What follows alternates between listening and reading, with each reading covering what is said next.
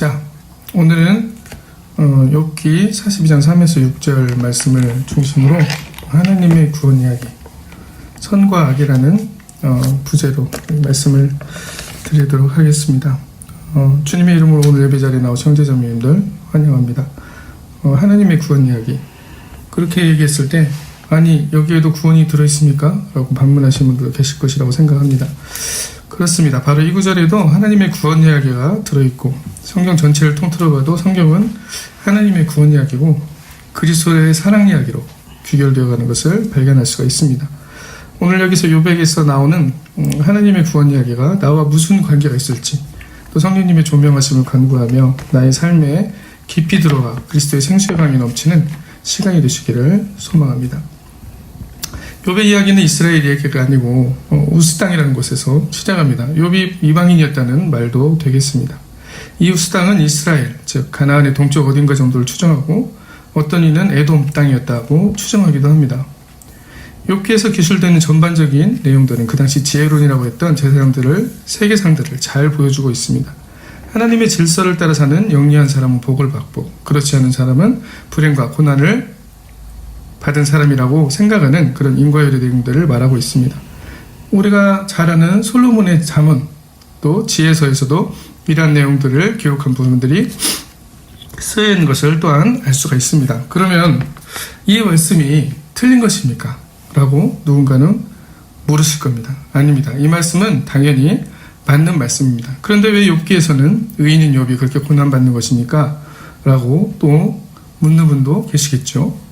네, 맞습니다. 욥기는 그렇게 하나님의 말씀과 질서를 따라 살아갔다고 묘사하고 있고, 그러한 욥이 고난을, 그리고 친구들로부터 비난을 받는 이유에 대해서 우리에게 설명을 하고 있습니다. 수수께끼 같은 일이죠. 분명히 이렇게 하면 저렇게 된다고 성경에는 말하고 있는데, 그리고 우리는 하나님을 그렇게 이해하고 있는데, 그리고 또 저도 그렇고 여러분도 그렇고 그런 경험들도 하면서 살고 있는데 왜 그럴까라는 생각이 자연스럽게 들게 됩니다. 하지만 자세히 우리의 삶을 들여다보면 우리의 삶에도 그러한 욥과 같은 일들이 일어나고 있다는 것을 알 수가 있습니다. 우리가 옳다고 생각하며 살았던 부분에서 당했던 불이익들, 하나님을 잘 섬긴다고 하는 사람들이 당하는 고난들, 사고들, 심지어 죽음들까지도 왜 정말 그런 신실한 그리스도인들인데 저런 일이 일어날까 하는 의문이 생기는 일들이 우리 삶에 산재에 있음을 금방 알아차릴 수가 있습니다. 인생에서 해결되지 않는 선과 악, 죄와 벌의 문제들이죠. 하나님은 말씀도 잘 듣고 하나님을 경외하는 그런 욥을 복을 주시다가 갑자기 그렇게 다 빼앗아 가셨을까요? 지금부터 하나님이 왜 그러셨을까요? 라는 질문에 대한 설명을 욥기를 통해 같이 찾아와 보도록 하겠습니다. 욥의 이런 아이러니한 이야기를 보면서 우리가 가져야 할 생각은 먼저 하나님에 대한 우리의 생각입니다. 이것을 바꿔 말하면 하나님에 대한 우리의 관념, 아니 심지어는 고정관념이 있다는 것을 어느 정도 인정해야 할 것입니다. 내가 알고 있는, 그리고 내가 생각하고 옳고 그름의 관점이 절대적이라는 생각이, 또는 진리라는 생각이 바로 이런 하나님에 대한 고정관념을, 그리고 선악에 대한 절대적 기준을 우리 스스로 만들어내고 있다고 할 수 있습니다. 우리 편에서 하나님을 상상하고 내가 알고 경험한 하나님을 창조주이신 하나님 전체로 못 박아버린다는 것입니다. 욥기 안에서도 우리와 비슷하게 이런 절대적 관념을 가지고 절대적 선의 기준을 가지고 욥이 악한 행동의 결과로 인해 고난받고 하나님의 벌을 받고 있다고 이미 판단하고 욥을 방문하고 있는 세 친구 엘리바스, 빌닷, 그리고 나아마를 만나게 됩니다. 이들은 모두 다 지혜자이고 스승으로 묘사됩니다. 엘리바스는 평생 경험을 통해 이루어진 확신의 참말을 하면서 침착하고 알맞게 말합니다. 또한 자기가 받은 특별한 계시 이야기도 하면서 욥기 4장 12절에 자기의 말에 무기를 실습니다. 그는 아마 욥을 자기의 경험과 계시의 지혜의 말로 회개시킬 수 있을 것이라고 생각했던 것 같습니다. 빌닷은 지혜론의 전통을 따라서 자기 생각을 말하는데 이것은 경험이라기보다는 배운 지혜를 근거로 이야기하고 있습니다. 약간은 교리적이고 완고하고 융통성 없는 사람으로 보이기도 하고 자신들의 추측으로 욥이 어떤 잘못을 저질렀는지를 상당히 노골적으로 말하고 있습니다. 소발은 세 친구 중에서 욥의 말에 가장 강렬한 반응을 보입니다. 소발은 격분하고 속이 상해 흥분해하며 욥과 길게 얘기하는 대신에 격렬한 공격으로, 격렬한 논쟁으로 그의 현재의 모습을 정죄합니다. 마치 하나님의 편에 선 하나님의 변호사와 같은 모습입니다. 여러분은 이 세 친구들의 모습을 보면서 어떤 생각이 드십니까? 욥기에 대해서 이미 많이 들으신 분이라면 나중에 결말에 하나님이 그 친구들이 옳지 못했다고 말씀하시며 숫소 7국과 숫양 7을 가지고 내 종 욥에게서 가서 너희를 위하여 번제를 드리라. 욥기 42장 8절에 있는 말씀을 통하여 그들이 뭔가 잘못했다는 것을 알 수 있을 것입니다. 그렇다면 과연 그들이 잘못한 것은 무엇일까요? 의인은 욥을 공격해서 의인인데 고난받는 하나님의 종을 정죄해서 아니면 고난받는 사람을 위로하지 않고 죄지었다고 회개하라고 해서 물론 여러 가지 의견들이 있을 것입니다. 그리고 이 욥기에서 주는 성찰은 그야말로 다양하고 풍성하게 우리가 성령의 종모하심을 통해 여러 가지 성찰을 끌어낼 수가 있습니다. 여기서 우리는 욥의 세 친구의 태도에 대해 생각해 보도록 하겠습니다. 세 친구의 모습은 어떻습니까?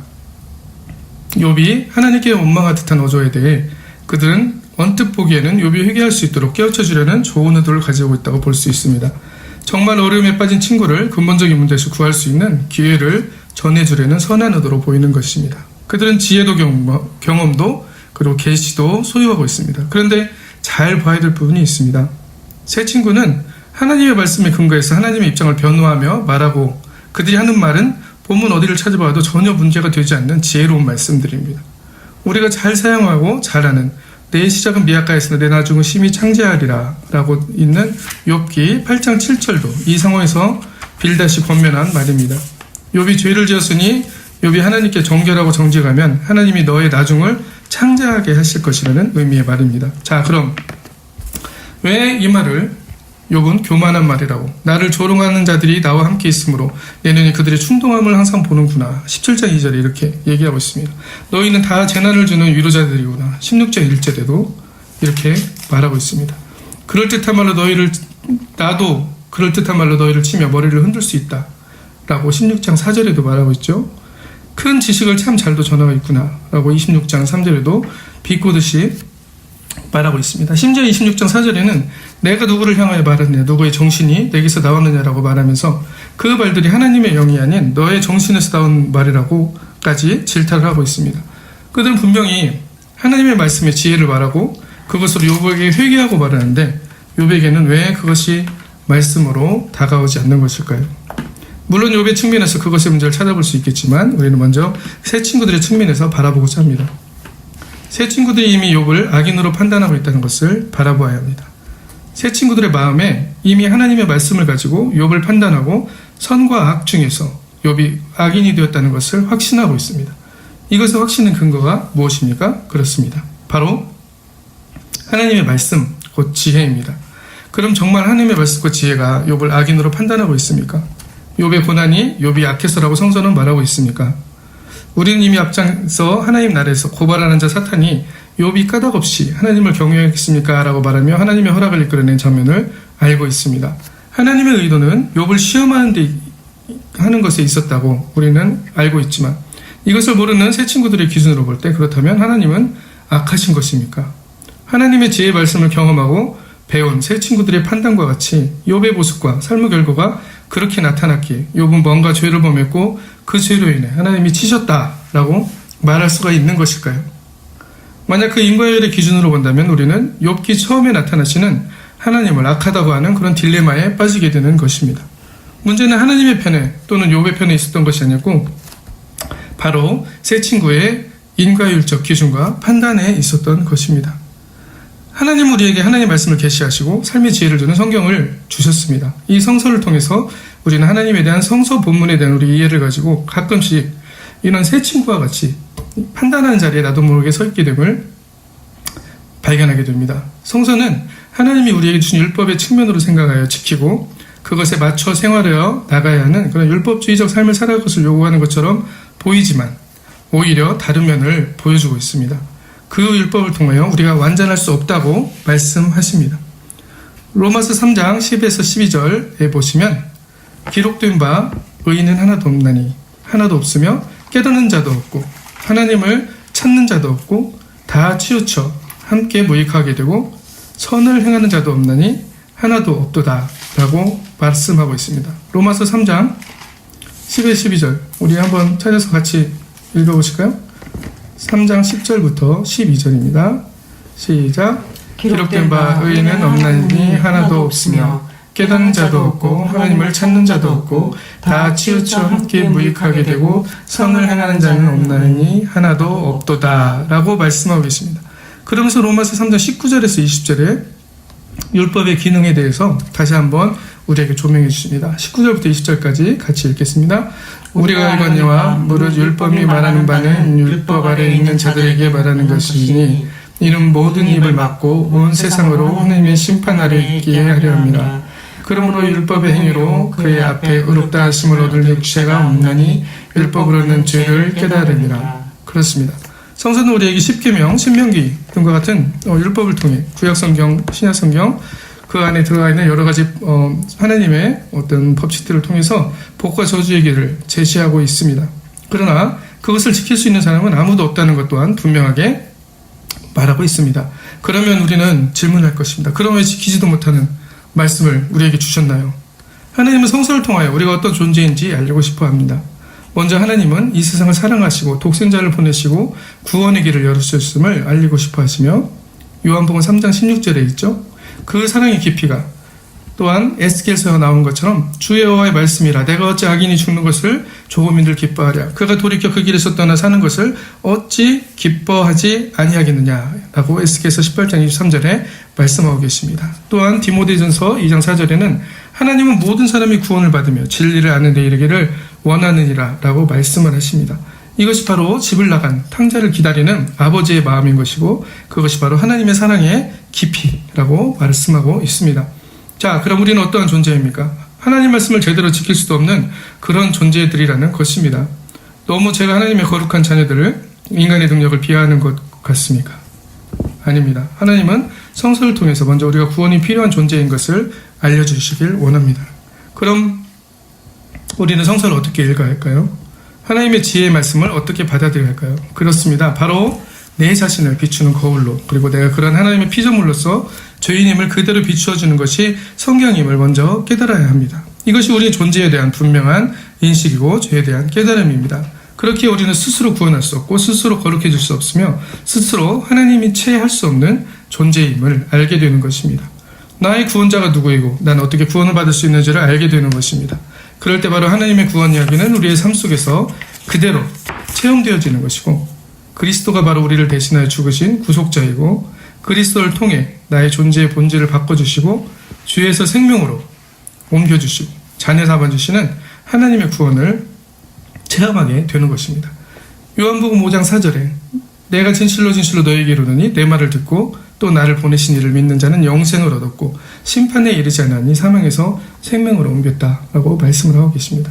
또한 1장 12절에는 영접하는 자 곧 그 이름을 믿는 자들에게는 하나님의 자녀가 되는 권세를 주셨다.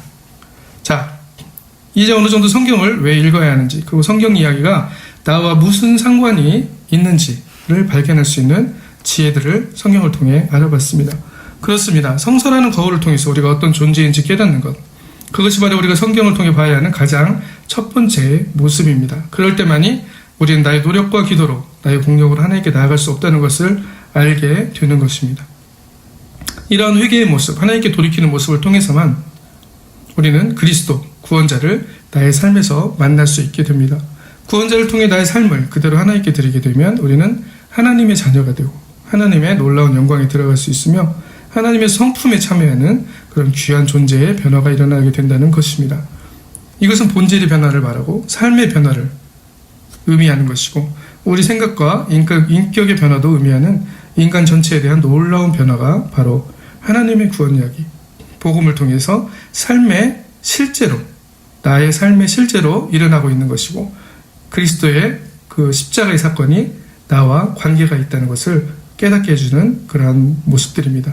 로마서 3장 23절에 모든 사람이 죄를 범하였으며 하나님의 영광에 이르지 못하더니 라고 말씀하셨지만 베드로전서 1장 4절에 그 영광에 이를 수 있는 것은 우리가 죄를 고백하고 하나님에 나갈 수 있으면 바로 그 영광에 이를 수 있다는 말이 바로 또 로마서 3장 23절의 말씀이기도 하는 겁니다. 우리가 죄를 범하였기 때문에 하나님의 영광에 이르지 못하는 것이지 하나님의 영광에 이를 수 있는 방법은 하나님으로부터 죄사함을 받고 하나님 앞에 자녀의 권세를 회복하는 것 그것이 바로 하나님의 영광에 이르는 또 다른 방법이라고 바꿔서 우리가 볼 수가 있는 것이죠. 다시 욥의 세 친구의 판단으로 돌아가 보도록 하겠습니다. 성서를 지혜의 말씀을 우리가 어떻게 대해야 하는지 앞에서 어느 정도 상세하게 얘기를 했습니다. 이것을 볼 때 욥의 세 친구는 과연 그들의 경험과 계시를 통해 배우고 깨달았던 지혜의 말씀을 어떤 방향으로 사용하고 있습니까? 그렇습니다. 그들은 지혜의 말씀을 자신을 돌아보는 거울로, 그리고 그를 통해서 내가 구원받아야 하는 존재이고 구원이 하나님께 있다는 하나님의 구원 이야기, 사랑 이야기를 보지 못하고 그리스도를 말씀에서 만나지 못하고 오히려 친구를 판단하는 잣대로 사용하고 있습니다. 이것이 바로 그리스도를 말씀에서 그리고 우리 삶에서 깨닫고 체험해야 되는 중요한 이야기가 되는 것입니다. 그리스도를 만나지 못한 성경, 하나님의 구원 이야기 없는 성서는 우리를 판단자로, 그리고 더 심하게는 고발자 사탄과 같이 만들어버리는 무서운 결과를 가져오게 됩니다. 이것은 구원 이야기의 지혜의 말씀이 판단의 말씀이 되어버린 비극의 순간이고 하나님의 나라가 사탄에 넘어가려는 위험한 순간이기도 합니다. 이것은 비단 세 친구 이야기만이 아니고 저희의 이야기고 우리의 이야기입니다. 우리도 이들과 같이 그렇게 성서를 통해서 배운 지혜를 가지고 다른 이들을 판단하고 그들의 모습들을 이야기하는 데 사용하고 있음을 고백할 수밖에 없습니다. 그렇게 해서 우리는 성경을 지식적으로 아는 것이 아닌 하나님의 은혜를 발견하는, 나를 비추는 은혜의 거울로서 의 역할에 중심을 두고 이런 것에 대한 성령의 조명하심을 구하며 성경을 또한 읽어야 하는 것입니다. 우리가 자주 사용하는 말이 있죠. 성경적으로. 이 말에 상당히 위험한 양날의 검 같은 그런 뜻이 있습니다. 세 친구들이 하나님의 말씀을 들어 욥을 판단하며 나중에는 욥이 완강히 거부하자 화를 내기까지 합니다. 성경이 이런 모습으로 보여주는 것은 우리가 성경을 읽으면서 아이고 저 사람들이 왜 그랬을까? 알만한 사람들이 저 정도밖에 안 되나? 아니면 나 같으면 그렇게 안 했을 때라는 생각을 종종 하게 만들죠.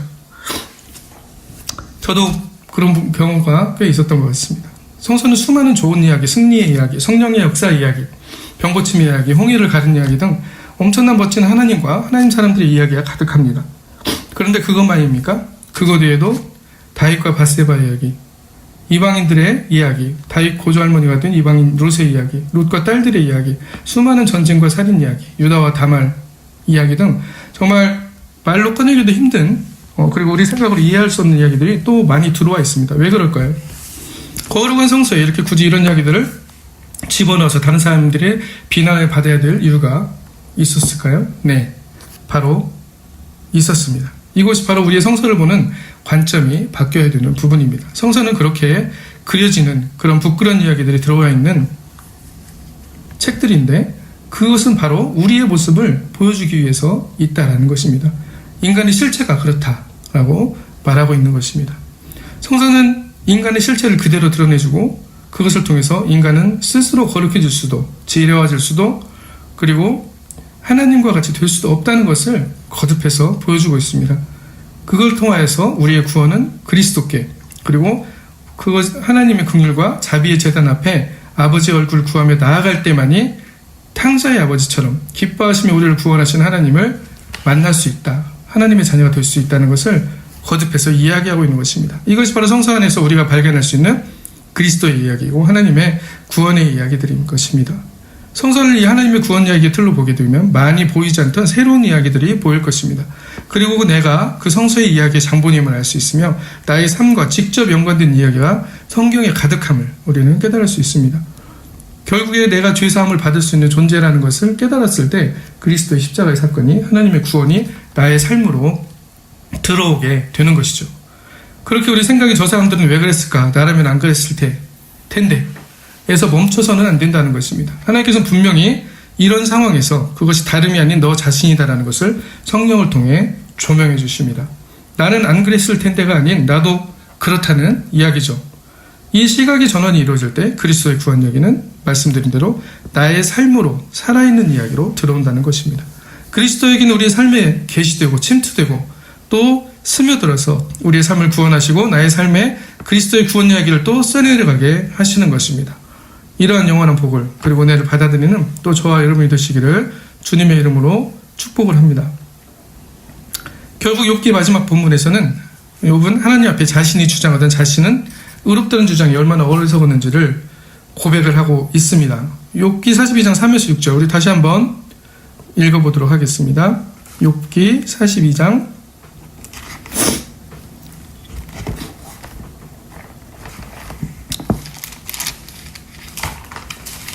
3에서 6절 같이 읽겠습니다. 욥이 아닌가요? 무지한 말로 네 시작. 무지한 말로 이치를 가리는 자가 누구입니까? 나는 깨닫지도 못한 일을 말하였고 스스로 알 수도 없고 헤아리기도 어려운 일을 말하였나이다. 내가 말하겠사오니 주는 들으시고 내가 주께 묻겠사오니 주여 내게 알게 하옵소서. 내가 주께 대하여 귀로만 듣게 하셨으나 이제는 눈으로 주를 배움나이다. 그러므로 내가 스스로 거두어드리고 티끌과 제 가운데서 회개하나이다. 아멘. 그렇습니다. 우리가 하나님이 물어봤죠. 욥한테 무지한 말로 이치를 가린 자가 누구냐? 욥이 뭐라고 대답합니까? 내가 그 사람입니다 라고 대답을 하고 있죠. 나는 깨닫지도 못한 일을 말하였고 내가 깨닫다고 생각했는데 깨닫지도 못하였던 일을 말하였고 스스로 알 수도 없고 헤아리기도 어려운 일을 말하였다 라고 고백을 하고 있습니다. 그러면서 뭐라고 하죠? 내가 하나님을 귀로만 들었는데 이제 눈으로 주를 배웁니다 라고 얘기하면서 우리가 하나님을 진실로 만나게 되었을 때 내가 할 수 있는 것은 바로 티끌과 재 가운데서 회개하나이다. 그렇게 의롭고 내가 하나님의 법에 따라 잘 살았다고 주장하던 욥의 태도의 변화는 바로 하나님의 진정한 모습을 통하여서 욥이 자신의 모습을 하나님의 거울에 비춰봤을 때 내 모습이 죄인이었다는 것을 깨닫게 되는 것입니다. 예수님을 처음 만났던 제자들도 그런 고백들을 같이 했었죠. 예수님을 통해서 무엇을 봤습니까? 나를 봤습니다. 내가 죄인이구나. 주여 나를 떠나소서. 나는 죄인이로소이다. 라는 고백들을 제자들도 많이 했습니다. 그리고 예수님이 나타났을 때 그런 역할들을 했다는 건 예수님은 말씀이시잖아요. 그 말씀이 우리에게 그런 거울의 역할을 하는 것처럼 하나님과 예수님의 그 거룩한 존재들을 우리가 바라봤을 때 우리는 죄인이라는 것을 느낄 수밖에 없다라는 것을 말을 하고 있는 것입니다. 앞에 욥의 세 친구의 모습을 통해서 그렇게 보여준 것이 우리의 모습인 것이고 결국 우리도 그러한 판단자의 자리에 서 있다는 것을 우리가 또 알아야 된다고 성경은 분명하게 얘기하고 있습니다. 이 판단이란 말은 히브리어로 쇼페팀이라는 말인데 다스리다, 재판을 베풀다 라는 의미를 가지고 있습니다. 이게 워낙은 구약의 사사들을 가리키는 말이었는데 근본적으로는 하나님이 재판관이 있다는 것을 의미하는 말이기도 하는 것입니다. 선과 악을 판단하는 기준은 하나님이 세우시고 하나님이 판단하신다는 것입니다. 만약 그 기준에서 욥이 변론한 것처럼 자기가 의롭게 살았고 범죄하지 않았고 하는 욥의 기준에서 선과 악이 하나님의 선과 악의 기준과 일치했다면 그렇게 변론하는 것이 전혀 문제가 되지 않습니다. 오히려 욥의 변론에 많은 사람들이 옳다라고 외치겠죠. 하지만 성서는 분명하게 하나님의 생각은 우리의 생각과 다르다라고 말씀을 전하고 있습니다. 이사야 55장 8절에서 9절의 말씀에 보면 이 말씀이 나와 있습니다. 자, 우리 같이 이사야 55장 8절에서 9절 한번 찾아보실까요? 55장 8절 시작. 이는 내 생각이 너희 생각과 다르며 내 길은 너희 길과 다릅니다. 여호와의 말씀이나 이는 하늘이 땅보다 높음 같이 내 길은 너희 길보다 높으며 내 생각은 너희 생각보다 높음이니라. 그렇습니다. 하나님께서 분명히 말씀하시죠. 우리의 생각이 하나님의 생각과 다르고 내 생각은 너희 생각보다 높음이니라 라고 얘기하는데 우리는 내 생각이 곧 하나님의 조명을 받았기 때문에 완전한 하나님이라고 생각할 때가 많다는 거죠. 이거는 욥이 가졌던 오류와 우리의 오류와도 같은 모습입니다. 인간은 선악을 하는 지혜를 추구함으로 인해서 오히려 하나님의 지혜로부터 멀어지게 되고 왜곡되고 깨트려진 지혜를 가지게 된 것입니다. 그래서 자꾸 그 완전함에 다가가려고 하는데 그 완전함이라는 것을 우리가 가지지도 않았으면서 하나님을 우리가 소유했다, 진리를 소유했다라고 생각을 하는 거죠. 이것이 바로 상당한 우리에게 죄악의 결과로 또는 모순의 결과로 다가갈 수 있다라고 성서는 분명하게 얘기를 하고 있습니다. 그래서 우리는 스스로 거룩해지려 하고 스스로 우리는 의인이 되려 하고 스스로 하나님이 하는 것처럼 그런 것까지 도달해 가려고 하는 그런 모습들로 왜곡돼서 나타난다는 거죠. 하나님이 하는 것이 무엇입니까? 그렇습니다. 바로 판단자의 자리에 서서 다른 형제를 판단하는 것입니다. 재판관이라는 거죠. 정죄하는 것입니다. 그러한 판단을 성서는 금하고 있는 것입니다. 하나님의 자리에 서 있는 재판관으로서의 모습, 어떠한 사건과 삶에서 우리가 당연히 어떤 부분에서는 판단을 안 할 수가 없어요. 우리가 이성과 이해를 가지고 있고 옳고 그름을 판단하기 당연히 우리는 되어 있습니다. 그리고 그 지식과 이성을 지혜롭게 사용해서 좋은 결과를 가져와야 되는 책임도 가지고 있죠. 하지만 내가 판단하고 옳고 그름을 가지고 다른 이들을 판단하는 것, 이것은 하나님께 있지 우리에게 있지 않다라는 것을 성서는 분명하게 말하고 있습니다. 그것은 판단이라기보다는 정죄이고, 그리고 그 정죄하는 게 어떻게 보면 결국은 하나님의 자리에 우리가 들어가게 된다, 올라가게 된다라는 것을 이야기하고 있는 것입니다. 정죄가 아닌 권면의 말이나 사랑으로 말하는 설득적인 어떠한 또 그런 길을 제시해주는 그런 말들은 당연히 공동체 안에서도 필요한 모습이기도 합니다. 어찌 보면 욥의 세 친구도 그러한 자리에서 내려오지 못한 것이고, 욥도 그렇게 자기 의를 신뢰하는 교만함을 보이지 않았지만 자신의 성과학의 기준을 하나님의 것과 같은 것으로 딱 일치시켜버렸기 때문에 그런 오류들을 범했던 것입니다.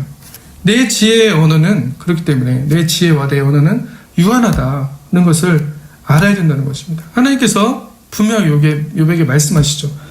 욥기 38장 1절 4절 가운데 나오는 말씀 중에 아까 우리가 읽었듯이 무지한 말로 생각을 어둡게 한 자가 누구냐? 너다, 욥이다. 그리고 바로 우리라고 얘기를 하고 있는 것입니다. 바로 우리 자신이 말하는 지혜라고 하는 말들이 하나님 앞에서는 정말 무지한 말들로 다가오고 있다는 것이죠. 우리가 선악의 기준을 통해 죄와 벌을 정하는 것, 우리의 삶에 나타나는 모습이 원인을 통한 결과라는 지혜서의 부분적인 진리에 대해, 그 지혜서의 말씀이 진리가 아니라는 거예요. 아니라고 얘기하는 게 아닙니다. 그것은 부분적인 진리일 수 있다는 얘기를 하는 거죠. 왜 그러면 욥기에서 분명히 그 부분에서 다른 부분의 모습들이 있을 수 있다는 걸 보여주고 있지 않습니까? 진리의 내용을 하나님이 그렇게 보여주고 있다는 겁니다. 이것은 어떤 진리 안에 있는 다양한 풍성함에 대해서도 얘기하는 거죠.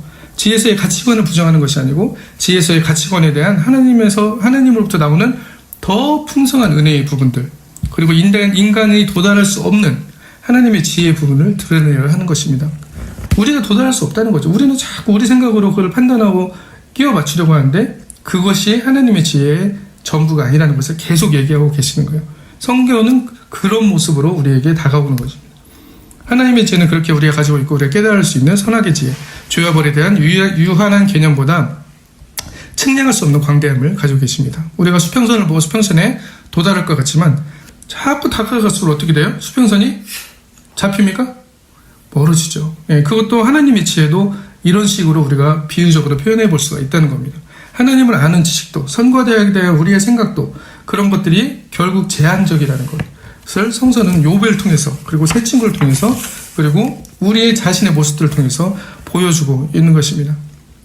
욥기 42장 2절에서 3절 아까 읽었었죠? 주께서는 우리 다시 한 번만 읽고 이제 마치도록 하겠습니다. 욥기 42장 2절부터 다시 한 번만 읽겠습니다.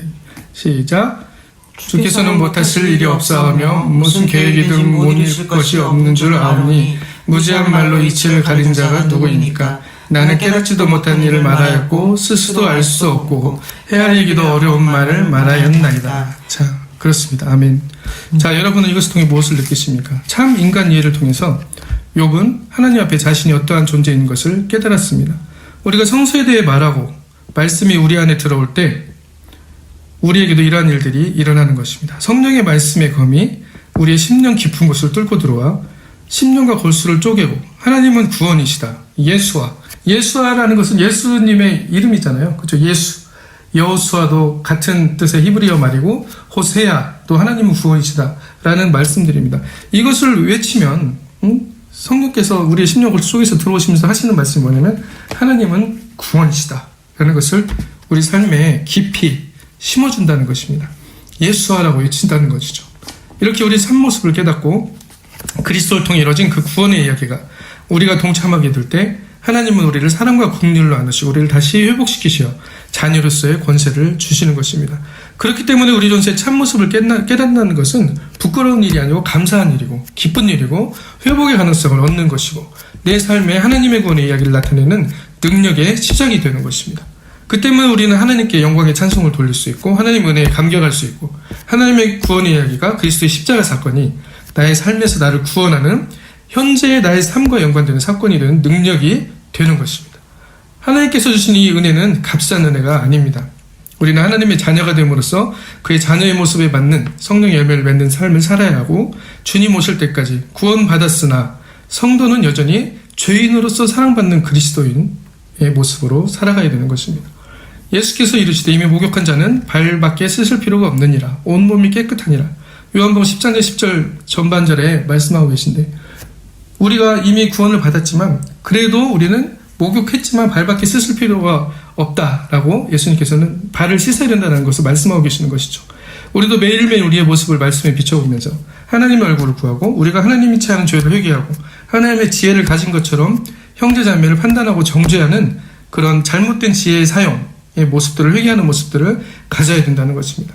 바로 이 시작이 두렵고 떨림으로 구원을 이루간다고 고백했던 사도 바울의 고백이고 우리의 삶 안에서 하나님의 구원 얘기가 체험되고 나타나 하나님의 놀라운 회복과 일으키심에 복된 삶을 살아가게 하는 것입니다. 이런 하나님의 구원 얘기가 나타나는 삶을 살아가는 저와 또 우리 사랑연합교회 그리고 하나님의 모든 속한 그리스도인들이 되어지기를 또 주님의 이름으로 축복합니다. 아멘. 같이 기도하시겠습니다.